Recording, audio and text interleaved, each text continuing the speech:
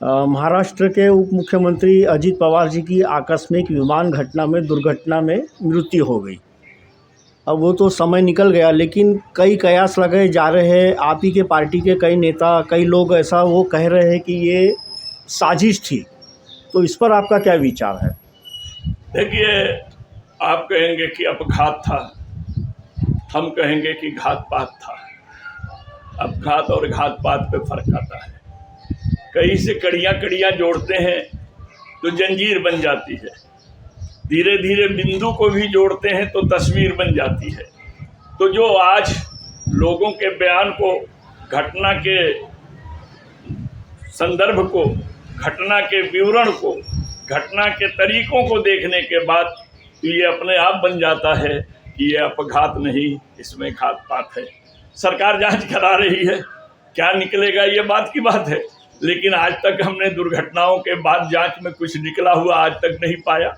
चाहे वो सिंधिया जी रहे हो, चाहे वो आंध्रा के मुख्यमंत्री जी रहे हो जो हेलीकॉप्टर से मर गए, कितने घटनाएं घटी, सारी घटनाओं के जांच का रिजल्ट शून्य आया।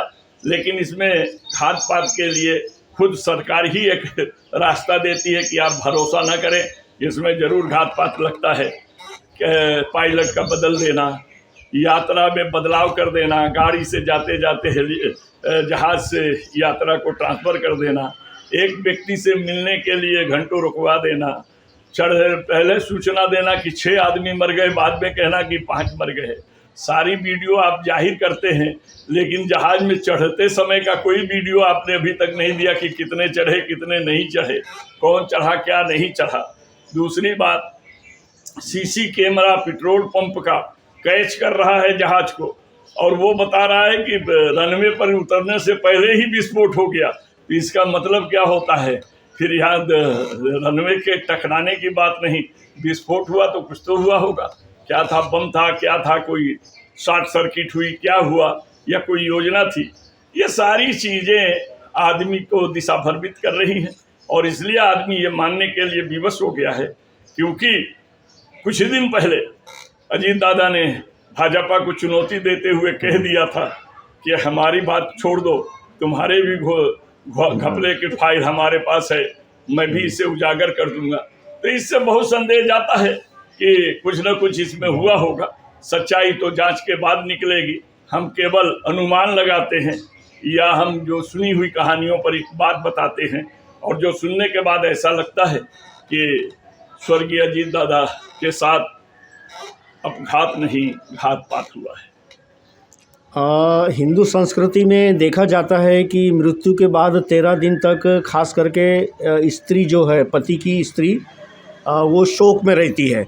लेकिन यहाँ पर तीसरे दिन ही शपथ ग्रहण हो गया। तो क्या डर था कि मतलब अगर वो शपथ ग्रहण नहीं करते तो क्या विधायक महाराष्ट्र मुख्यमंत्री पूरे विधायक को अपने खेमे में लेके आ जाते थे, या इसीलिए शपथ ग्रहण करने का कारण क्या था आपके हिसाब से? यह तो शपथ लेने वाला और शपथ देने वाला जाने, लेकिन मैं जानता हूँ अजीत दादा, स्वर्गीय अजीत दादा जो हम लोगों के बड़े प्रिय थे, भले कहीं रहे, हम शरद पवार के साथ रहें, लेकिन दिल से जुड़ा रहता है। विचार के फर्क होते हैं। आदमी से हाथ मिलाता है, दिल मिले न मिले मिलाता रहता है, लेकिन दिल मिले रहने पर भी कभी कभी दुनिया की नज़रों में हाथ नहीं मिलाना पड़ता है। अजीत दादा बड़ी प्रयत्न में थे कि दोनों राका एक हो जाए। हमारा मानना यह है कि दोनों राका एक होने से आदरणीय शरद चंद्र जी पवार साहब का दखल बढ़ जाता, और दखल बढ़ जाता, उनका वर्चस्व बढ़ जाता, नेताओं पर दबाव बढ़ जाता। और अगर वो कहीं एनडीए के साथ जाते अजीत दादा के कहने पर, तो एनडीए में भी नीतीश कुमार हो या नायडू हो, वो आदरणीय शरद चंद्र जी पवार साहब की बातों को नहीं काट पाते। इसलिए सेंट्रल की सरकार को खतरा महसूस होता कि इनके एकीकरण से खतरा है। अगर इधर आएंगे तो भी खतरा है, और अगर उधर नहीं आए तो शरद चंद्र जी पवार साहब से भले लोग कुछ भी कहें, आज राजनीति में उसके मुकाबले का नेता कोई नहीं रह गया है, कोई भी नहीं रह गया है उतना सीनियर, उतना सोचने वाला, उतना विचारवंत और नेता नहीं है। तो इस वजह से ये डरने लगे कि कहीं हमारे सेंट्रल की सरकार खतरे में ना आ जाए, कहीं सिंधे उंदे को लेकर के हम 132 से 145 तक नहीं हैं। लेकिन यहाँ तो हमको खतरे का डर नहीं है, क्योंकि सत्ता के लोभी जानते हैं, जो लोभी होते हैं वो सम्मान भी बेच देते हैं, ईमान भी बेच देते हैं, और ऐसा महाराष्ट्र में हुआ है। लेकिन मुझे यही है कि जो दोनों पार्टी को, दोनों राका के एक होने की जो संभावना है और थी, उसको रोकने के लिए ये जल्दीबाजी उन नेताओं द्वारा किया गया जो नेता भले पार्टी के अंदर हैं, लेकिन उनके विचार में भाजपा सर्वश्रेष्ठ मानी जा रही है। उन लोगों ने हमारी सुनेत्रता ही को समझाया होगा, बुझाया होगा, दिखाया होगा, सपना भी दिखाया होगा, जिसके आधार पर उनका शपथ ग्रहण कराया। जबकि यह बात सत्य है कि सरकार ने भी जो 3 दिन का शोक घोषित किया था, वह 3 दिन का शोक भी पूरा नहीं हुआ था जब शपथ हो गया। हाँ सर जी, एक ऐसा प्रश्न है कि बड़े बड़े नेता जो है एपस्टीन के बंगले पे गए हुए अमेरिका में, और काफ़ी मौज मस्ती होती थी। क्या कभी आपका बुलावा नहीं आया या आपने कभी गए क्या वहाँ पर? ऐसा है कि कबीर दास का दोहा था, कबिया खड़ा बाजार में सबकी सबकी खैर, ना कोहू से दोस्ती ना काहू से बैर। तो उस पर है सबीरा अपने धुन में चलता, धुन है उसकी एकता, मन के अंदर रब का डर है और विचार में नेकता।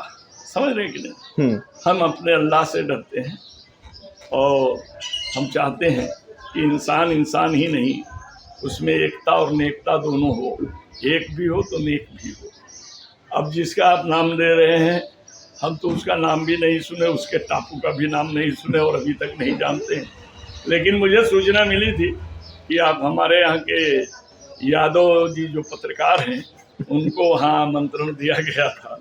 अब वो आप यादव हैं या कोई और यादव है, इस पर भी जांच का विषय है।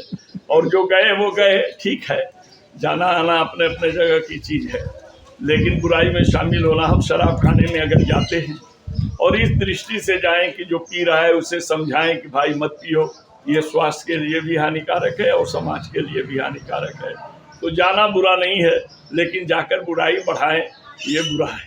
अब रह गया ये कि ये तो उनका काम है, जो अहले सियासत जाने। मेरा पैगाम मोहब्बत है जहाँ तक पहुँचे।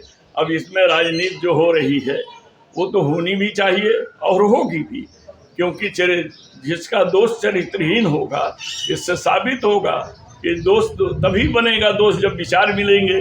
तो चरित्रहीनता को जानने के बाद भी अगर हम दोस्ती कर रहे हैं तो इसका तो कोई ना कोई आधार होगा ही।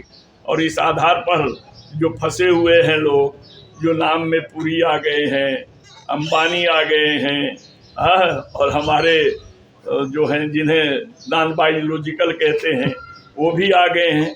लेकिन इन सब के आने से कुछ नहीं है। जहाँ नैतिकता होगी तब न नैतिकता की बात होगी, जहाँ नैतिकता ही नहीं है वहाँ कौन सी बात होने वाली है। इसलिए हम इस पर विचार नहीं करते। हम लोग मजदूर आदमी हैं, श्रमजीवी हैं, अपने श्रम के भरोसे जीते हैं। तो हम यही कहते हैं, कमाओ, हलाल की रोटी खाओ, देश के बारे में सोचो, देशद्रोहियों को सबक सिखाने के लिए चुनाव के समय कदम उठाओ। लेकिन आजकल तो स्थिति ये हो गई है कि हम 5 साल 4 साल खिलाफ में चिल्लाते हैं, फिर जातिवाद में आकर के उसी को जिताते हैं जो देश को सताता है। तो हम इस पर बहस क्या करें? हम इन चीज़ों पर जाना नहीं चाहते, और जिधर जाना ही नहीं चाहते उसके रास्ते को देखने और पूछने की ज़रूरत नहीं है। आपने इतनी पूछ दिया तो मैंने इतना जवाब दिया, नहीं तो मैं सपने में भी इन चीज़ों को नहीं सोचता हूँ।